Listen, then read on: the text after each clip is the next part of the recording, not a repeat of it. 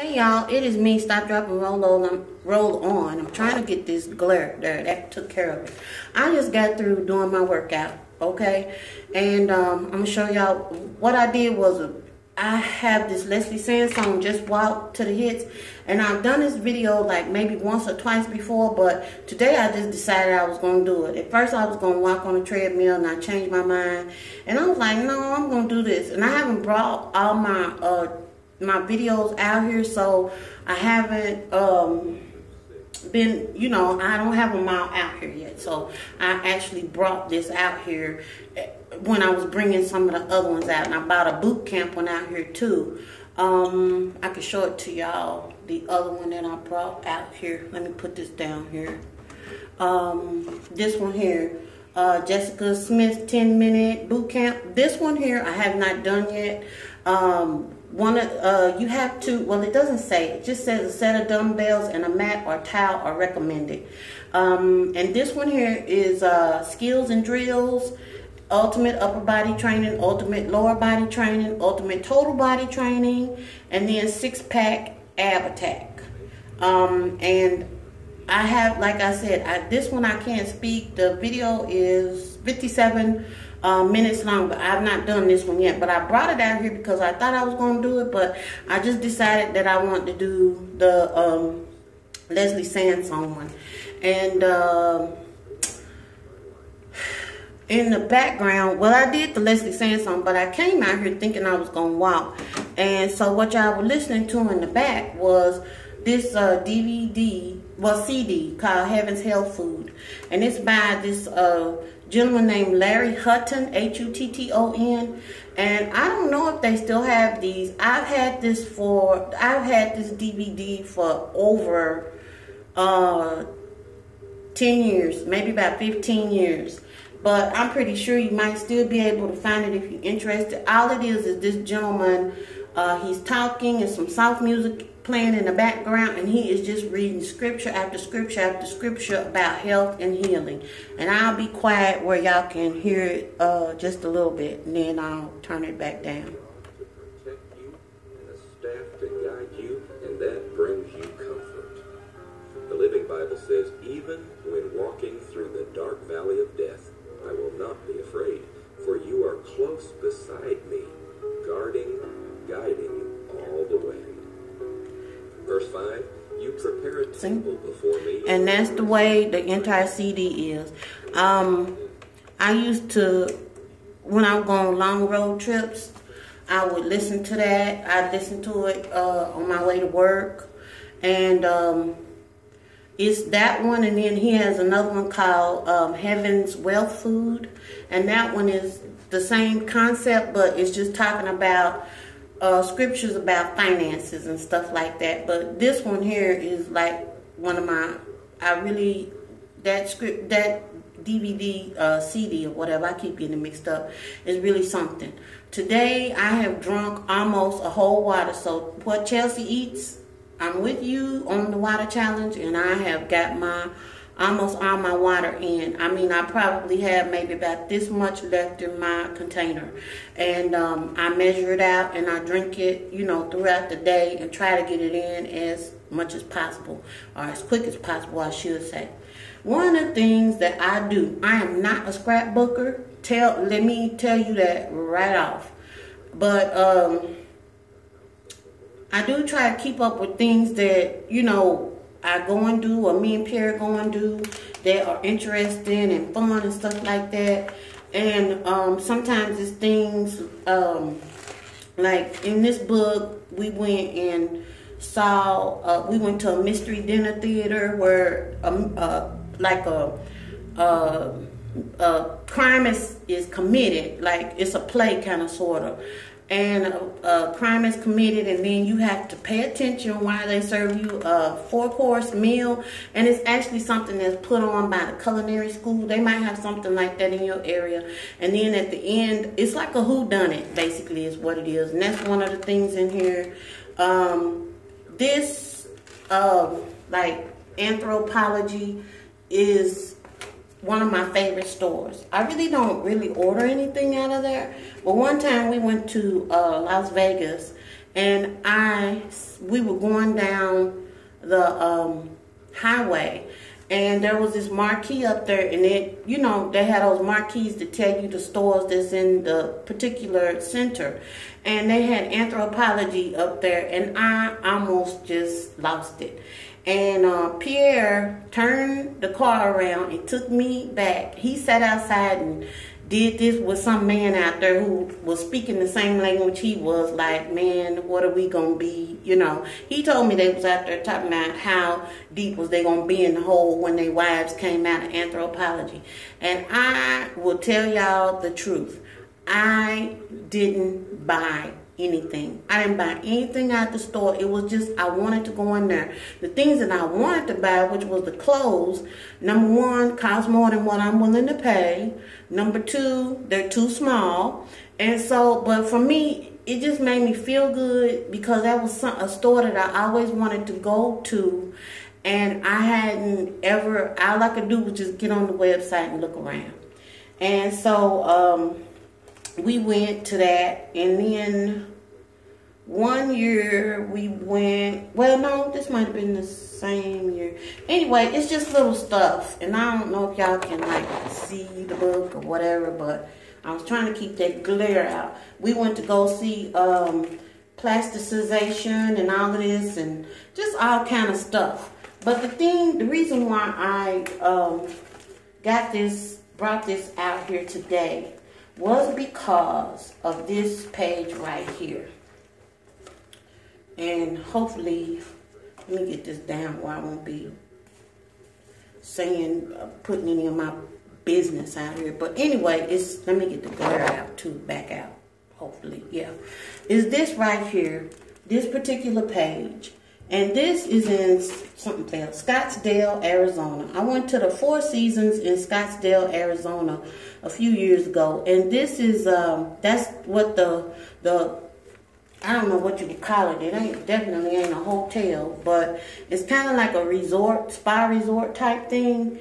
And that adobe those are actually what the rooms look like. And the reason why I brought this out here is because of this mountain right here. That's a mountain. I hope you can see it pretty well. And that building back there is what some of the rooms look like. Okay, and they have it's really nice is what I say. But one of the things that bothered me about this trip, and the reason why I'm talking about this, is because while I was there, when you get in, you notice like they have some activities. They had a really banging workout room. And there was this lady, I met her on that particular trip, and she had the same last name that I did, and I just thought that was really something, you know, and everything. And since she died a couple of months ago. But we met, and several things kind of got me, because we both ended up in the workout room one morning, and she got up on that treadmill. I was walking, but she got up on that treadmill, and she wasn't really a small lady, but she was more like bottom heavy, you know. And she got on that treadmill, and she ran like something was chasing her, and I did not expect that. And it kind of threw me out, because I'm like, man, she can run. You know, she is doing it. And I just didn't expect that. And so today I was thinking about that situation. And I was thinking about this trip in particular. And what happened on this trip was the mountain that I showed y'all. When you get there, they have these activities, and they tell you and show you where everything is, and you know where, if you want to eat, if you want room service or whatever, and all this stuff. And they have a nice little shop and stuff like that on the premises. And I always go to the little shops like that and look around. And what ended up happening was they also had a hike. That it was a scheduled hike, and they had a person that actually, you know, led the hike. And the reason why well, I won't say the reason why, but I would just say they had a person that led it that actually knew the lay of the mountain and everything. And it wasn't like something like Mount Everest or nothing like that. It was just, you know, just what I showed you. But it had trails up and down it. And they had this little like shack thing that you would like not really check in, but where they were checking, people that were leaders would stop in and check in and say how many people they were taking up the trail. Okay, and I'm sure that they had ways to communicate. And it had rained the night before, but I signed up for a hike the same day that I got there because I had taken tennis shoes with me, and I just had the intent of relaxing and enjoying myself and decompressing and everything. And it was just me. I went, you know, Pierre was not with me. And so it was a lot of people, or at least on the sign-up book, it looked like it was maybe about 5 or 6 people that were going to be going, but I was the only person that showed up. And I could see the trail ladies like look when I got there. It was kind of like, I hope you ain't it. I mean, that was the look she had.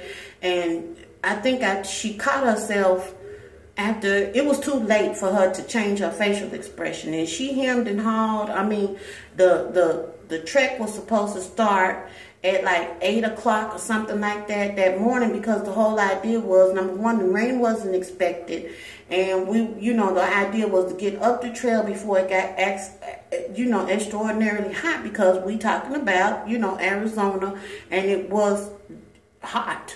And so she hemmed and hawed. I mean, she did everything she could to delay taking me on that hike. And I just kind of like, okay, I hope you're not standing here waiting on me to say, let's just forget it because nobody else is going, because I want to go on the mountain. I knew that was one of the things that they offered, and I wanted to challenge myself. I really did. And so the whole way, I could just see her like, okay, you can turn back anytime now. You can turn back anytime now. And then when we got to the shack, she went into that little shack thing and talked to the people, and then she came out. And then she went on this thing, which I don't think it was a scare tactic. I just think that it's the verbiage that they have to give people to let them know that, yeah, there are snakes out here. The disclaimer type stuff. And so she gave me all that, and I was still, all in. And we were getting up the thing, and I was getting winded, but she was getting winded too. I mean, it was both of us. It wasn't like it was anything abnormal. We going up an elevation. I expect this.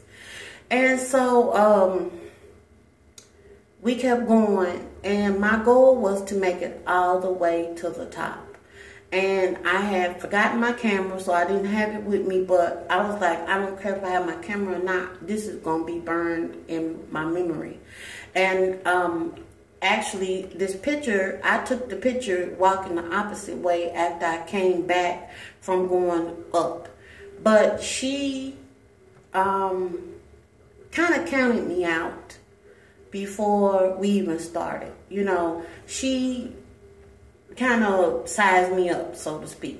And so we got 3/4 of the way up. I wanted to go all the way up, and there were people that had made it, to the apex, and then they were coming back down.